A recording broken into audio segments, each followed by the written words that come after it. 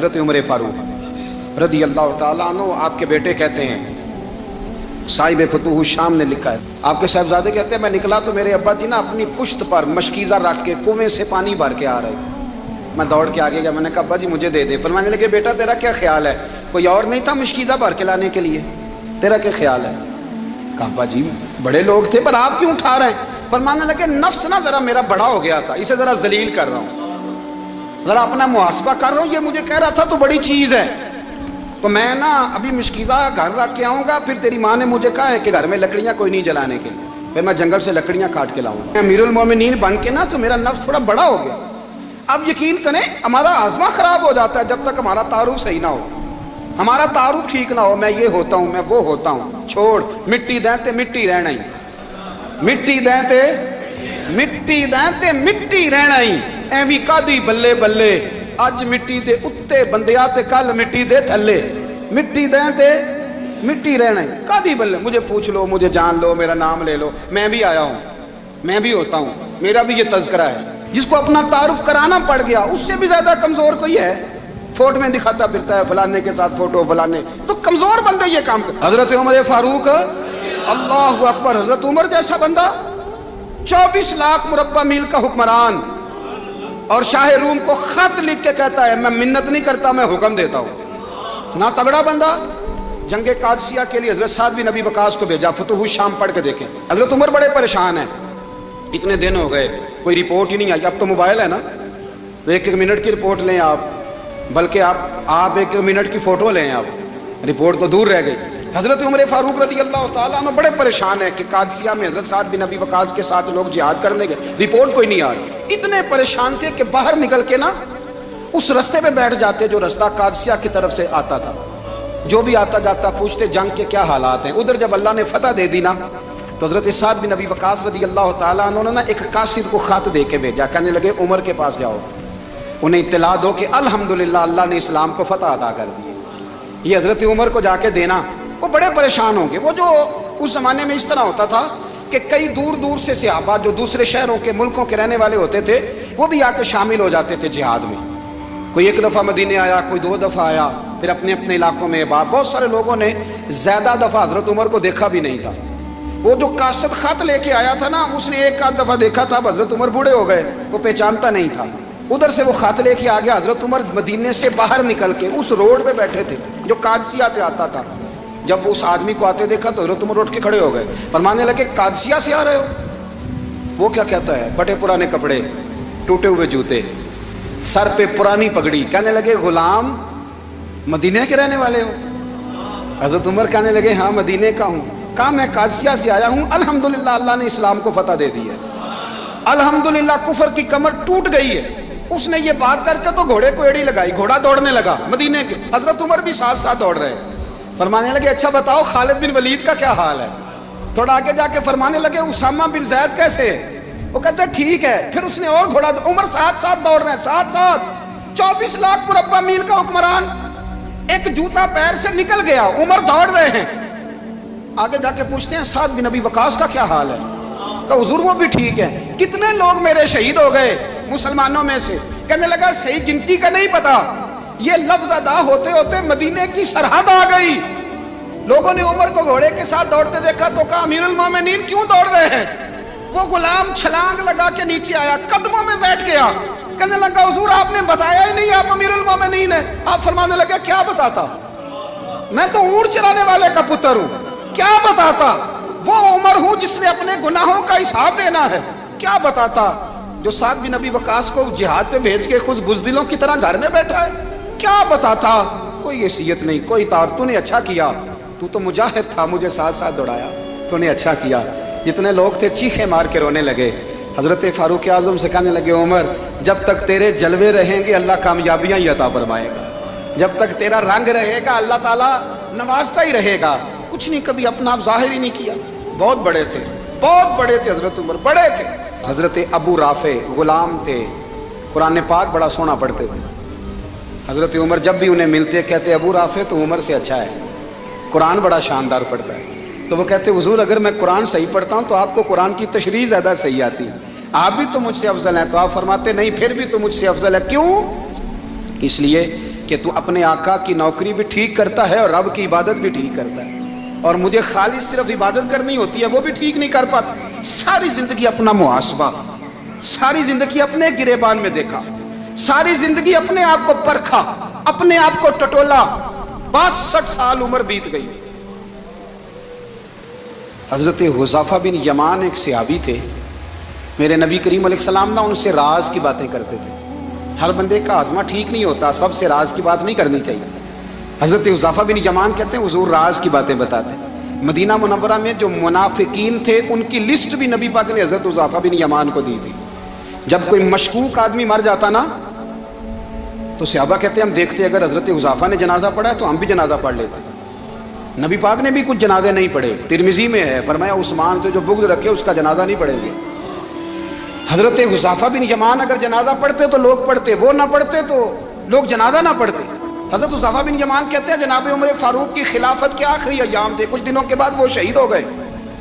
فرماتے آدھی رات کا وقت تھا، میں گھر میں سویا تھا بڑا بے فکر، اچانک میرے دروازے پہ دستک ہوئی، میں گھبرا کے اٹھا، اتنی رات کو کون آیا؟ کتنے قربان جاؤں، دروازے پہ گیا تو امیر المومنین فاروق اعظم دروازے پہ۔ میں نے کہا عمر کوئی حکم تھا تو مجھے بلا لیتے۔ کہنے لگے میں نا امیر بن کے نہیں آیا، تیرا ویر بن کے آیا ہوں۔ امیر المومنین کی حیثیت سے سرکاری کام سے بلاتا تو وہاں بلاتا، مجھے ایک ذاتی کام پڑ گیا۔ کہتے میں نے عمر کو گھر کی اندر بلا کے چارپائی پہ بٹھایا، میں نے کہا حضور میں غریب آدمی میں کیا آپ کے کام آ سکتا ہوں؟ تو کہتے ہیں انہوں نے نا مجھے ساتھ بٹھا لیا، پھر میرا ہاتھ پکڑ لیا، کہنے لگے تو عمر کو جانتا ہے؟ عمر جھوٹ نہیں بولتا، تو جانتا ہے عمر وعدوں کا پکا ہے؟ کہا حضور جانتا ہوں۔ کہا میں اس وقت آیا ہوں جب دیکھ بھی کوئی نہیں رہا۔ حضرت حذیفہ بن یمان کہتے ہیں پریشان ہو گیا، حضور پہلیاں نہ بجھوائیں، مہربانی کر بتائیں کدھر آئے ہیں؟ حضرت عمر فاروق فرمانے لگے 62 سال کا ہو گیا ہوں، 63 میں چل رہا ہے، داڑھی سفید ہو گئی ہے، پھل پک گیا، اٹھ فریدہ ستیا، داڑھی آ گئی پور، اگا نیڑے آ گئی، پیچھا رہ گئی دور، اپنا اب قبر اشر کا معاملہ صاف نظر آنے لگا ہے۔ کہا حضور مجھ سے کیا چاہتے ہیں؟ حضرت عمر رو پڑے، کہنے لگے آج میں عشاء کے بعد نکلا ہوں تو نبی پاک کے صحابہ مجھے نیک کہہ رہے تھے، پھر میں نے بچوں کی ماں سے اور بچوں سے بھی پوچھا ہے، وہ بھی مجھ سے راضی ہیں، پر حذیفہ تیرے ساتھ نبی پاک راز کی باتیں کرتے تھے، سچ بتا کہیں عمر کا نام منافقوں میں شامل تو نہیں؟ سچ بتا ان منافقین میں تو شامل نہیں، کہیں اوپر سے تو نہیں سارا کچھ؟ حضرت حذیفہ بن یمان کہتے ہیں میں باپ کے مرنے پہ اتنا نہیں رویا جتنا عمر کے سوال پہ رویا۔ میں قدموں میں بیٹھ گیا، میں نے کہا نہیں عمر یہ تو میں نے نہیں سنا، لیکن یہ میں نے نبی پاک سے ضرور سنا ہے کہ میرے بعد اگر کوئی نبی ہوتا تو عمر ابن خطاب ہوتا۔ یہ میں نے اپنے کانوں سے سنا ہے کہ عمر جس گلی سے گزرے شیطان راستہ بدل جاتا ہے۔ یہ میں نے اپنے کانوں سے سنا ہے کہ 950 سال حضرت جبریل جناب عمر کی شان بیان کریں تو پھر بھی بیان نہیں ہو سکتا۔ یہ میں نے ضرور سنا۔ دوستو ساری زندگی حضرت عمر نے اگر دوسروں کا محاسبہ کیا تو اپنا اور اپنے بچوں کا بھی کڑا خیال رکھا، اپنی ذات پر بڑی توجہ دی۔ جو لوگ اپنا بھول جاتے ہیں نا، ہمیں اپنی صحت کا بڑا خیال ہے لیکن اپنی روحانی زندگی کا کوئی خیال نہیں ہے، قلبی زندگی کا کوئی تصور نہیں ہے۔ آپ یقین کریں موٹا آدمی کمزور ہونے کے لیے جدوجہد کر رہا ہے، کمزور طاقتور ہونے کے لیے، لیکن جس کو کتنے دن بیت گئے اللہ رسول کی یاد میں رویا ہی نہیں، کتنے دن بیت گئے نہ سننے کو دل ہی نہیں چاہا، جسے مہینوں بیت گئے اور قرآن پاک کی طرف نظر ہی نہیں گئی، وہ فکر مند ہی نہیں۔ زندگی زندہ دلی کا نام ہے، مردہ دل کیا خاک جیا کرتے ہیں؟ بھائی حضرت عمر کی زندگی دور حاضر میں ہمیں یہ سبق دیتی ہے کہ کڑی نگرانی رکھو اپنے پودوں کی، کڑا خیال رکھو اپنے ذاتی باغ کا، اور یہ جو تمہارے دل کی دنیا ہے یہ تمہاری روح کی زندگی ہے، اس کا محاسبہ کرتے رہو۔ نبی کریم علیہ السلام نے فرمایا اپنا حساب خود کر لو قبل اس کے کہ تمہارا حساب کیا جائے۔ اپنا حساب، ہم ساری دنیا کا حساب کرتے پھرتے ہیں، کوئی کہاں سے کماتا ہے کہاں کھاتا ہے، پر اپنا حساب حضور نے فرمایا حساب کر لو قبل اس سے کہ تمہارا حساب۔ مولا علی فرماتے ہیں نماز پڑھ لو قبل اس کے کہ تمہاری نماز پڑھی جائے۔ اپنا محاسبہ کریں، تھوڑا سا نا اوپر دائیں بائیں دیکھنے کی بجائے تھوڑی سی گردن چکا کے نا، درویش کہتے ہیں برے بندے نو میں لبن ٹریا تے جگ تے ملیا نہ کوئی، اپنے اندر چاہتی پائی تے میتھوں برا نہ کوئی۔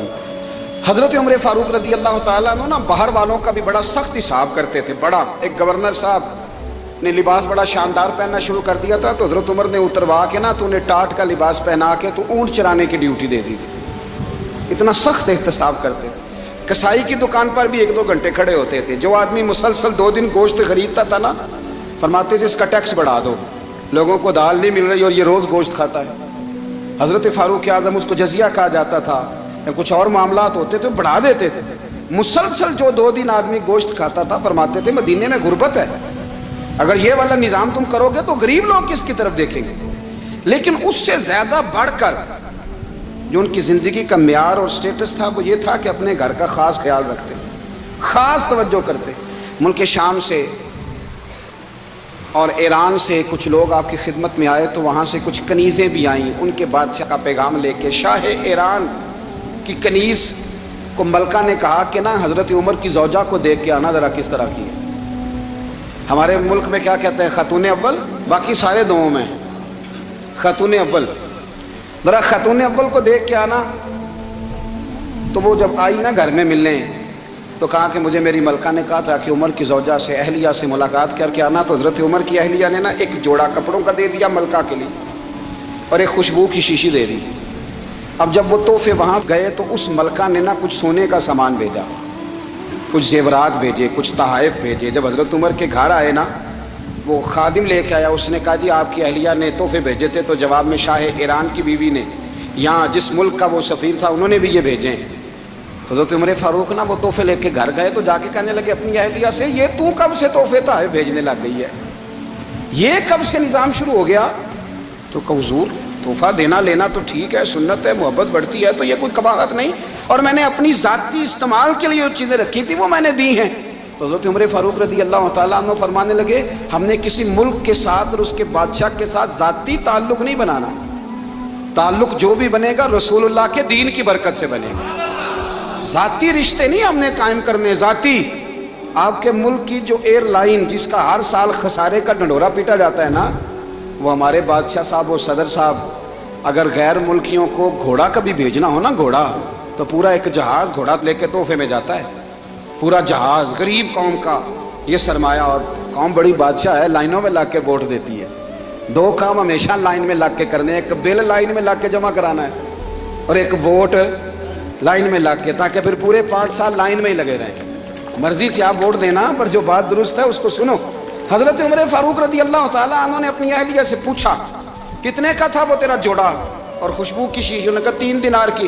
فرمایا یہ 3 دینار تیرے اور باقی جو تحفے آئے ہیں وہ تو خود کہہ، چونکہ اس نے تیرے نام بھیجے ہیں، تو کہہ کہ میں مال غنیمت میں دیتی ہوں، تو کہہ میں مسلمانوں کو کہہ۔ تو زوجہ ہنس پڑی، کہنے لگی میں نہ بھی کہوں تو مجھے کہنا تو پڑے گا ہی، کہنا تو میں نے ہے ہی، کیونکہ سامنے عمر فاروق ہیں، لہذا فرمایا کہہ دیتی ہوں میں نے دیا خزانے کو۔ حضرت عمر نے جمع کرا لیا۔ میں یہ کیا بات ہے، میرے گھر والے جو مرضی کریں، ان کا معیار زندگی جس طرح کا مرضی ہو۔ اور حضرت عمر ایک جملہ کہا کرتے تھے، اللہ کرے کہ یہ باتیں اس دور حاضر میں ہماری سمجھ میں آئیں۔ حضرت عمر فاروق رضی اللہ تعالیٰ عنہ اپنے بچوں کو فرمایا کرتے تھے کہ بہت آدمی کو بھوک لگی ہو نا، اور پھر اس کی پسند کا کھانا پکا ہو، جتنے شوق سے وہ اس کھانے کو دیکھتا ہے نا، فرمایا اس طرح پوری قوم اپنے بادشاہوں کے خاندان کو دیکھتی ہے، اس تیزی کے ساتھ دیکھتے ہیں کہ ان کے گھر میں کیا ہو رہا ہے، ان کا معیار زندگی کیا ہے، ان کا سٹیٹس کیا ہے۔ آپ کے بچے دونوں کاروبار کے لیے مصر گئے، ایک بہت بڑا قافلہ گیا مدینے سے مصر تجارت کے لیے، تو یہ گئے تجارت کے لیے، تو حضرت عبداللہ ابن عمر، حضرت عبید اللہ ابن عمر، حضرت عمر کے دونوں بیٹے گئے۔ جناب عمر فاروق کے بچے جب وہاں پہنچے تو مصر کے گورنر نے نا لوگوں کو تعارف کرایا کہ یہ عمر فاروق کے بیٹے ہیں۔ ایک چھوٹی سی بات کر دوں، یہ چودھری کے بیٹے کو کون بتاتا ہے کہ تو چودھری کا بیٹا ہے؟ باہر والے بتاتے ہیں، گھر والے۔ اور سیٹھ صاحب کے بیٹے کو کون بتاتا ہے کہ تو سیٹھ صاحب کا بیٹا ہے؟ اور مالک کو کون بتاتا ہے کہ تو مالک کا بیٹا ہے اور یہ کرایہ دار ہے؟ یہ کون بتاتا ہے؟ یہ سوچ ہم دیتے ہیں بچوں کو، چودھری اور کمی کی سوچ، امیر اور غریب کی سوچ، مالک اور کرایہ دار کی سوچ، گھر کے مالک کی اور کام کرنے والے کی سوچ، یہ ہم دیتے ہیں۔ یاد رکھنا، یہ ہم دیتے ہیں، یہ ہمارا مزاج ہے، یہ باہر سے نہیں آتی۔ تو کوئی شہزادہ ہے، تو سیٹھ ہے، تو نواب ہے، یہ سوچ باہر سے نہیں آتی، یہ اماں سوچ دیتی ہے، اماں، یہ ابا سوچ دیتا ہے۔ اور پھر جب تباہی اترتی ہے تو اس کے ذمہ دار بھی باہر والے نہیں ہوتے، گھر والے ہوتے ہیں، گھر والے۔ ہمارے بچوں کی طبیعتوں پر زیادہ نقش باہر والوں کا نہیں ہوتا، گھر والوں کا ہوتا ہے، یاد رکھیے گا۔ حضرت عمر فاروق رضی اللہ، بچے ہیں، شہزادے ہیں، وہ کاروبار کرنے گئے اور وہاں بتایا گورنر صاحب نے کہ یہ فاروق اعظم کے بچے امیر المومنین کے، لوگوں نے ان سے زیادہ مال خریدا، تجارت میں زیادہ نفع ہوا۔ ظاہر ہے کہ وہ آپ کے جو اللہ خیر کرے حکمران ہیں، ان کے کاروبار کتنے ملکوں میں ہیں، کس بنیاد پر ہیں؟ وہ صرف اس بنیاد پر کہ وہ حکمران رہے، ان کے لیے آسان تھا بڑے لوگوں سے تعلقات بنانا۔ حضرت عمر فاروق رضی اللہ تعالیٰ عنہ کے بچے ڈھیروں مال کما کے جب واپس آئے نا، تو حضرت عمر سے آ کے بچوں نے بطور محبت کا ابا جی اللہ نے بڑا ہی فضل کیا ہے، بڑا مال کمایا الحمدللہ، یہ دیکھیں کتنا نوازا ہے۔ تو حضرت عمر کہنے لگے سارے قافلے نے اتنا ہی کمایا ہے، سارے قافلے نے اتنا ہی کمایا ہے؟ کہ حضور نہیں، سارے قافلے نے اتنا نہیں کمایا، سب کو اتنا نہیں ملا۔ وہ تو وہاں گورنر صاحب نے لوگوں کو تعارف کرایا تھا کہ یہ عمر کے بچے ہیں، تو لوگوں نے پھر ہم سے بڑا ہی خریدا۔ تو حضرت عمر فرمانے لگے ٹھیک ہو گیا، میں بات سمجھ گیا، اس طرح کرو جو تمہاری اصل زر تھی نا، جو راز تھی، وہ رکھ لو اور باقی سارا مال مال خزانہ میں جمع کرا دو، اس لیے کہ یہ تم نے تجارت نہیں کی، یہ تم نے اپنے باپ کا نام بیچا ہے، یہ تم نے امیر المومنین کے بیٹے ہونے کا فائدہ اٹھایا ہے۔ فرمایا یہ تمہارا نہیں حق، یہ مسلمانوں کا ہے، اس لیے کہ یہ مال تم نے محنت سے نہیں کمایا، یہ باپ کی کرسی کا فائدہ اٹھایا ہے۔ اور فرمایا اگر تم نے مال جمع نہ کرایا تو میں مال بھی لے لوں گا زبردستی اور کوڑے بھی ماروں گا، ڈبل سزا دوں گا، مرضی سے جمع کراؤ گے تو کوڑوں سے بچ جاؤ گے۔ بڑے بیٹے نے تو جمع کرا دیا، تو چھوٹا تھوڑا پریشان ہوا، تو حضرت عبداللہ ابن عمر چھوٹے بھائی کا ماتھا چوم کے کہنے لگے بیٹے چپ کر کے جمع کرا، یہاں بھی فخر کر کے ہم عمر کے بیٹے ہیں اور قیامت میں بھی فخر کریں گے کہ ہم فاروق اعظم کے بیٹے ہیں، یہاں بھی ناز کریں گے اور وہاں بھی ناز کریں گے کہ عمر کے بچے ہیں۔ ہمارے باپ نے خود بھی حلال ہی کھایا ہے، اور جب ہماری کمانے کی باری آئی ہے تو ہمیں حکم بھی حلال کھانے کا دیا۔ بھائی ہمارا مزاج نہیں، بچہ جب لے کے آتا ہے 2 لاکھ روپیہ تو کبھی پوچھے کہاں سے آیا ہے؟ جب وہ پہلے دن غلط دوستوں کے پاس جا کے بیٹھتا ہے تو کبھی نکالا گھر سے اسے؟ یہ بہت سارے خمیازے ہمیں اس لیے بھگتنے پڑتے ہیں کہ ہم ابتدا میں سوراخ بند نہیں کرتے، جب اس میں شگاف پڑ جاتا ہے، سیلاب آتا ہے تو ہمیں ہوش آتی ہے۔ حضرت عمر نے اپنے گھر میں نگرانی رکھی، کڑی نگرانی، زیادہ نماز گھر میں پڑھتے تھے حضرت عمر، نفلی نمازیں زیادہ کیوں بلا؟ میرے اساتذہ مجھے حکم دیتے تھے کہ فرض نماز کے علاوہ نمازیں گھر میں پڑھنا، بچوں کو عادت پڑے گی، ذوق پیدا ہوگا، ان کو پتہ چلے گا کہ ہمارے گھر میں 5 وقت کوئی اور کام بھی ہوتا ہے۔ بھائی یاد رکھیں کہ آپ نے اگر سجدہ کرنا ہے تو بچہ لیٹ جائے گا، اسے پتہ کوئی نہیں سجدہ کیا ہے، لیکن جب گھر میں کبھی قرآن ابا جی کھول لینا، میں اکثر کہتا ہوں جب ابا جی کا موڈ بن جائے نا لیکچر دینے کا، وہ گھر میں شروع ہو جاتے ہیں، کہتے ہیں آپ لوگ نماز نہیں پڑھتے اس لیے میرے کاروبار میں برکت کوئی نہیں، تم سویرے قرآن پاک نہیں کھولتے تو میں تباہ ہو گیا۔ تو میاں آپ نے کب گھر میں قرآن پاک کھولا تھا؟ آپ نے کب نماز پڑھی؟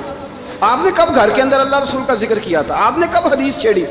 آپ نے بھی تو گھر کے اندر جب بھی آپ آئے ہیں تو آپ نے وہی کچھ کیا ہے جو دنیا دار کرتے ہیں، آپ بھی تو اپنا موبائل لے کے اللہ کونے میں بیٹھ گئے، آپ نے بھی تو کہا ہے کہ اب تمہارے چینل ختم، اب میری مرضی والا چلے گا۔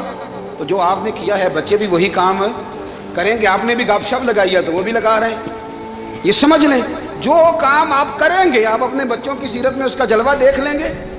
بڑی پکی سی بات ہے کہ آپ کو بچے کی عادتیں دیکھ کے سمجھ آ جائے گی کہ میں بھی یہی کرتا تھا اور یہ بھی۔ حضرت عمر فاروق رضی اللہ تعالیٰ عنہ وصال فرما گئے، تو آپ کے وصال کے بعد حضرت عثمان غنی رضی اللہ تعالیٰ عنہ نے آپ کی ایک بیوہ سے نکاح کیا، حضرت عمر کی ایک بیوہ سے۔ جب وہ آپ کے نکاح میں آئی تو کہنے لگی حضرت عثمان غنی سے کہ حضور نہ تو میں خوبصورت ہوں اور نہ میں جوان ہوں، نہ آپ کی کوئی خدمت کر سکتی ہوں، میرے ساتھ نکاح کرنا سمجھ میں نہیں آیا۔ کیا شاندار جواب دیا حضرت عثمان غنی نے، کیا خوبصورت جواب دیا۔ فرمانے لگے میں نے اس لیے نکاح نہیں کیا کہ مجھے تمہارے حسن سے دلچسپی تھی یا تمہاری خدمت کی ضرورت تھی، میں نے تو اس لیے نکاح کیا